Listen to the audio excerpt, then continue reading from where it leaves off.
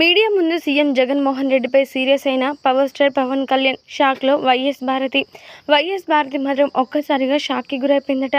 మరి ఎందుకు power star Pawan Kalyan గారికి అంత ఆగ్రహం ఎందుకు వచ్చింది, అది కూడా మీడియా ముఖంగా ఇలా మాట్లాడడానికి గల కారణాలు ఏంటి అంటూ అందరూ కూడా ఆశ్చర్యాలు వ్యక్తపరిచారట. మరి దీనికి సంబంధించినటువంటి అన్ని విషయాలు కూడా ప్రస్తుతం చాలా వైరల్గా మారుతున్నట్లుగా తెలుస్తోంది. జనసేన అధినేత పవర్ స్టార్ పవన్ కళ్యాణ్ యొక్క వ్యక్తిత్వం గురించి ప్రత్యేకించి చెప్పాల్సిన పనే లేదు.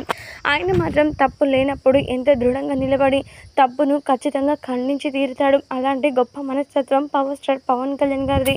అయితే మరి పవర్ స్టార్ పవన్ కళ్యాణ్ గారిని వైఎస్ఆర్సీపీ జగన్మోహన్ రెడ్డి గారు కొన్ని కీలకమైన వ్యాఖ్యలు చేశారట. ఆయన మాట్లాడుతూ, పవర్ స్టార్ పవన్ కళ్యాణ్ కేవలం ప్యాకేజీల కోసం మాత్రమే పాకులాడుతూ ఉన్నాడు, కానీ నిజమైన రాజకీయం కోసం, నిజమైన పరిపాలన కోసం ఆయన ఆరాట పడడం లేదు. ఇది ప్రజలు గమనించాలి అంటూ చెప్పుకొచ్చారట. అయితే ఈ వ్యాఖ్యలు విన్నటువంటి పవర్ స్టార్ పవన్ కళ్యాణ్ ఒక్కసారిగా ఆగ్రహానికి గురయ్యారట.